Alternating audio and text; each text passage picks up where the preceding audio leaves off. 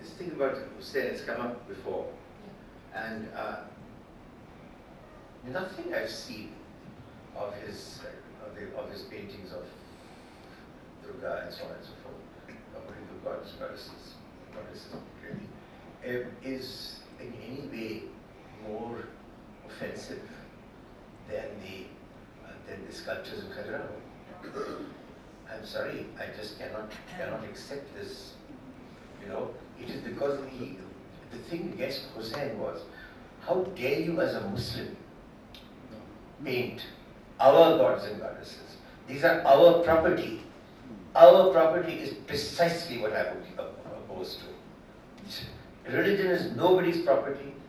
No one has the right to say, I know the way to God, you better follow me. Or that it's a wrong or a bad religion.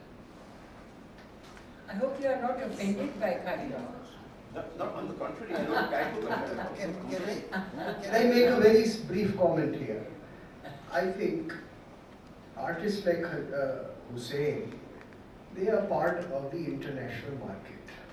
And sorry, what they are doing is absolute shameless marketing. Because that's why the man had to go to some Arabian country.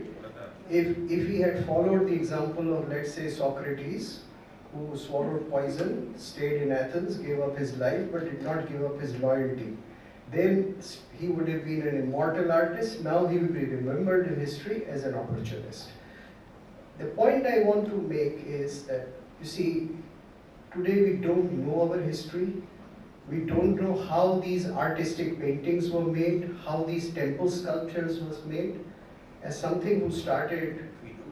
No, we don't, sir, and I'll tell you how. Because most of this painting, esoteric painting, was done either within a community or within a cult. For instance, when you painted Yabi Yam, the Tibetan Tangha, who painted it? Not somebody from Delhi School of Art who went there, learned a bit of, as one can do it today. You become a disciple of the director of the National Gallery of Modern Art, and then you start painting whatever you want. You had to become a monk. You had to do meditation several hours a day. And then when you were given that esoteric painting, that this is the meaning of the female, Yabi, and this is the then you practice that painting. I'll give you an example. I'll take half a minute. I went to the most holy monastery of Christians in Greece called Mount Athos. I took the passport and I went there. And when I went there in one of the monasteries, they said, eat at this lower table. You are a Brahmanos. You are a non-Christian, you will not eat with us. Fine. Don't come and kiss any of the icons. The next day I asked the priest, can I listen to your music? He says, why do you want to listen to our music? You are not a Christian. Then I talked to him that music is something which takes us close to God. I gave him examples from my tradition. He said, okay, you can listen to music. When he saw that for a day or so I was listening to music with all rapt attention and perhaps devotion, he said, you know something about Christianity? Now, I had taught Christianity for 30 years in university as part of English literature. So I told him that this is what your Orthodox cult is, and this is what is the division between the Catholic and the Orthodox. Very few people will be able to tell you, you know this. He said, oh, I see, you come in. He took me inside museums. He showed me the paintings which they don't even allow the Greeks to see. I said, can I come again tomorrow? I went there again. And he said, if you want, you can kiss them. Now, you see, this is the difference. if you show yourself to be a deserving, respectful person, then there is culture, then there is consonance. But if you say, no, no, you don't know enough about it, it's my right, I can come and paint it, I can come and paint Christ, I can paint him and show him the way I like, then I am sorry. And this is exactly what's happening in the modern art world. They have created a few international artists and scholars of Hindu theology, scholars like Wendy Doniger, scholars of history, who have a clear political agenda. They have no commitment. You know, they have no commitment to the nation called India. They are ready to divide it. And they have been dividing it. They have created Khalistanis here. They have created, rebellions in Tamil Nadu. They have the constant division going on. And all this is being produced as part of Western anthropology for the last 50 years. I can tell you the next division of India is going to be Jainistan. I have followed academics for past 30 years in Germany who have been creating that Jains are not Hindus, that they are a minority, which Kapil Sibal has just now granted. So this is politics. But one small thing, sorry, I really have got to leave because I've got some people coming home now. So I would apologize to you. Thank you very much for listening to me. If I can't answer any questions now, please forgive me. I'm sure that Professor Gupt will take care of it. I just want to say that I actually don't agree with him on this at all. And I'll leave it at that. You can all imagine the reasons why, whether it's Wendy Doniger or whether it's Hussain. I believe I also know a great deal more about why Hussain painted them and when he painted them.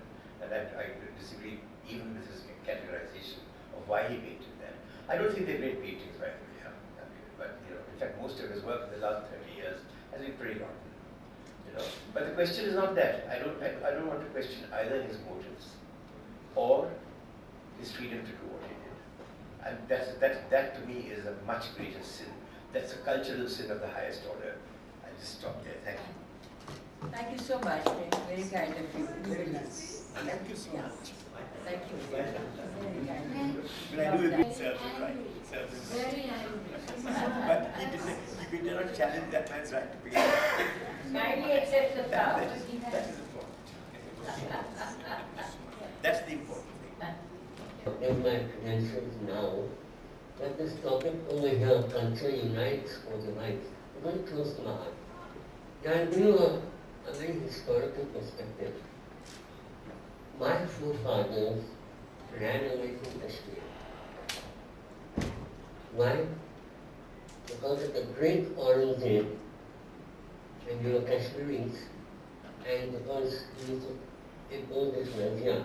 The Kashmiris were known for great people who preached and followed Hinduism. So our forefathers ran away to Bengal, West Bengal. So my mother tongue became Bengal. So that's art, what culture and politics. So that's Professor Gupt, I really agree. I'm not going into the real part of what the Kashmiri tradition is. That's not every day we are doing this. Now, my basic focus is we miss the main part, the human part. I'll give you wonderful examples. If I have to meet anyone, then I have to call them in a landline, go to Twitter, go to Facebook, use my smartphone. That is how you communicate. But when I meet the person, that is where the real communication starts. We, in the electronic media, especially the media people, have forgotten to be human. We have forgotten to be human. We are honest packaging. So this is a friend of mine, a school friend of mine, who hired me. And when I saw it on the Facebook, I said, no, so here, in different channels, I promote good news, positive news. So what I want to focus is, sir, it's time that we become more human. Not on kapra pehanta hai, what kind of language he talks, like Mr. Jha was talking. And me and Mrs. I had gone, to the Kala National Park. I think he went away, and he was in exile time. So I have a relationship to grow with. So we are forgetting to become more human. It's time culture unifies. No doubt about that. Yeah. Yes, and it is really, really important.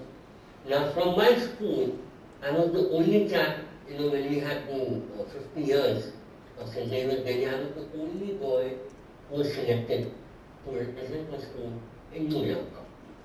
And there I said, where do I want to go? I'm going to pauper. Why have you become a criminal? The criminal is somewhere lurking behind. I want to go to the best schools and meet a small child who picks up a gun and kills his own classmates. And he said, why this? I said, because we have forgotten to be human. So I would like this kind of dialogue with a human part. Forget about history and politics. And that is what real culture is. That's what real Hinduism is. I mean, no, I'm not saying because I'm Hindu. I'm as a human being.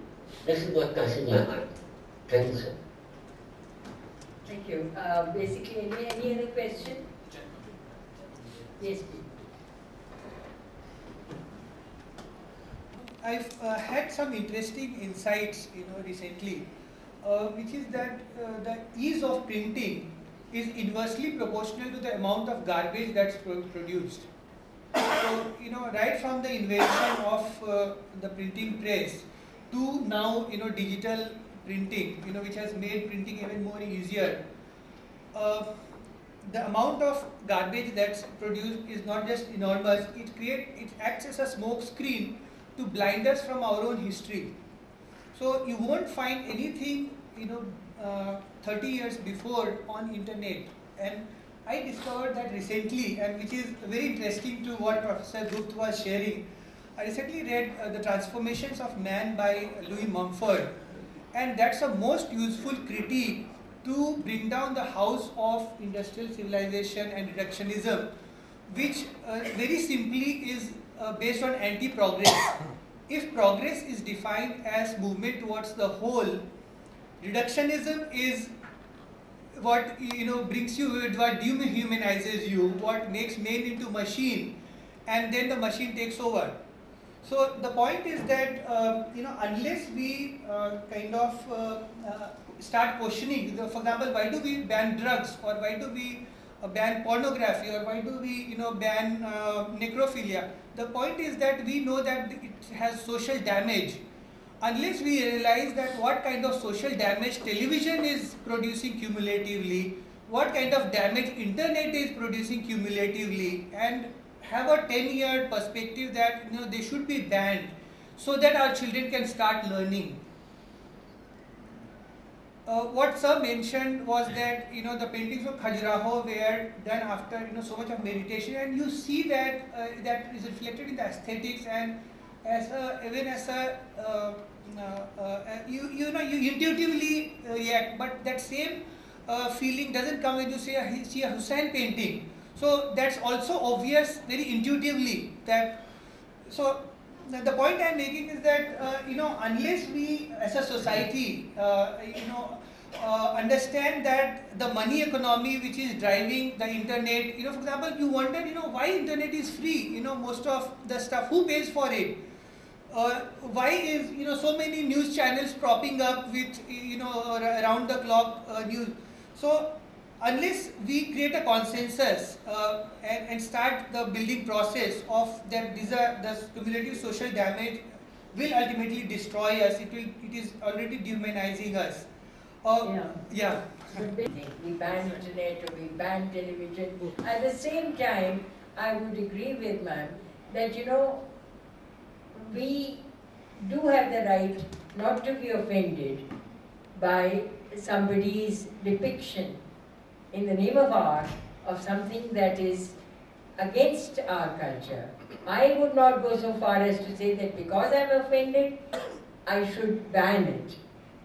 Because I'm offended by Wendy Doniger's talking about all Hinduism just being a matter of phallus worship. I mean, these are Ma'am, then the we kind should of- allow pornography, we these should are all- allow, incest, we shouldn't ban anything on These earth. are all kinds The point is that of, we are talking about, relative significance of what is socially damaging. yeah, but to Yeah, ban this anything kind of, is I to don't give it an understand importance why that this I do kind not of, subscribe to. laissez-faire. Can I intervene? And with Yeah, that, please, sir, I'd like to comment hear of from Mr. you. Gupt will be winding up. Yeah, you see, most of these things are a matter of taste, because everything cannot be taken care of by the law, or by injunctions, or by the police, or by the school teacher. Most of it has to be taken care of by a sense of taste, a sense of propriety, a sense of dharma and adharma, Maryada. and balance, maryada. And this comes through a certain educative process.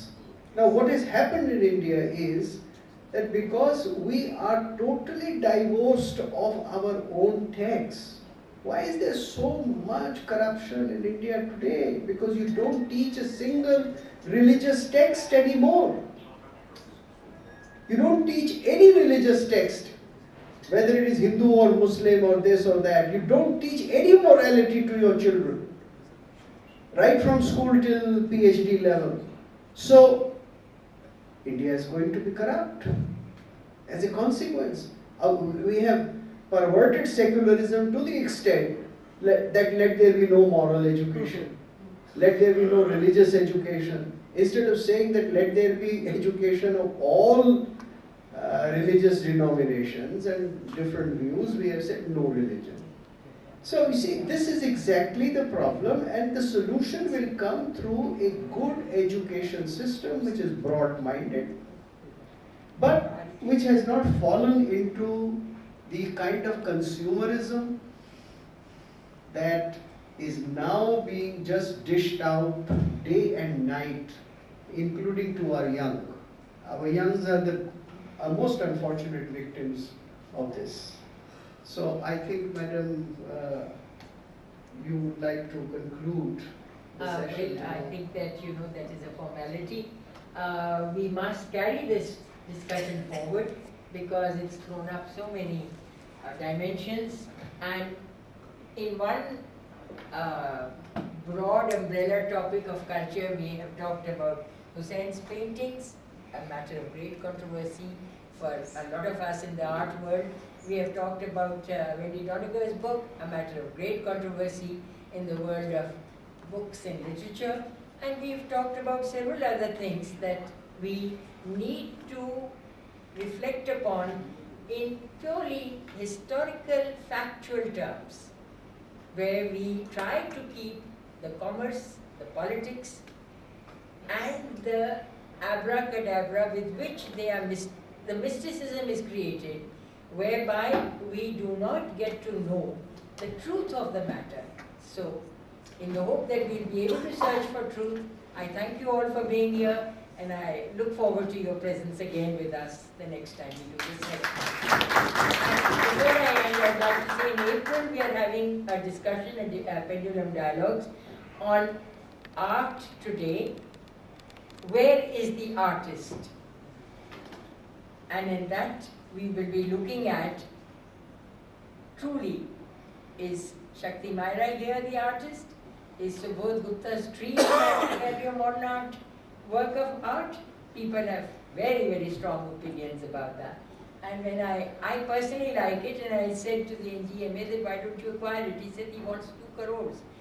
I said, okay, keep the money part out, but look at it as a piece of environment of contemporary Indian ethos. And there are very strong opinions against it too. So let us talk about that. Thank you so much. Just before we wind up, housekeeping issues, I'd request all of you to either drop a card in the bowl out there or put your names and contact details in the visitors book so that we can stay in touch and keep you informed of what goes on. And I'll invite the chairman of Legends of India, Mr. Deepak Majumdar, to say a few words.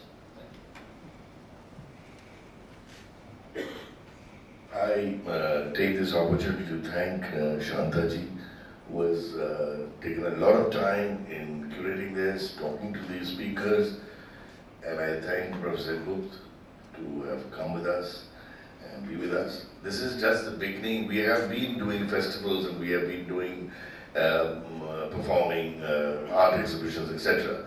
But this is the first time that we thought that we'll begin a series of lectures, and Shanta has been so kind. This was the first of the series.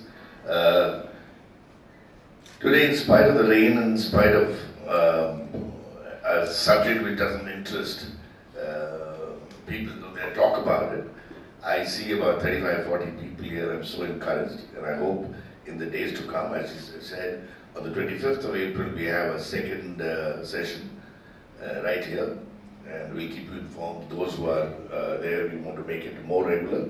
And once again, thank you all. And just before we finish, I have a little announcement. We're talking about this whole exercise to bring in the new generation. And I met the other day brother Steve, they're doing a great exercise on about children, how children are neglected today and their issues are not taken up. And I just saw a 1-minute film, please allow me, it's the national anthem, but how it covers the entire thing which we are talking about. The 5th of April, they are all, about 5,000 children gathering at the Jantar Mantar and bringing out issues and telling the politicians, here are our issues, who will take it out. And thank you once again. I hope you'll be there. And I would request Mike to show the film. Just a 1-minute film that talks about everything. 59% of Indian children die below the age of 5.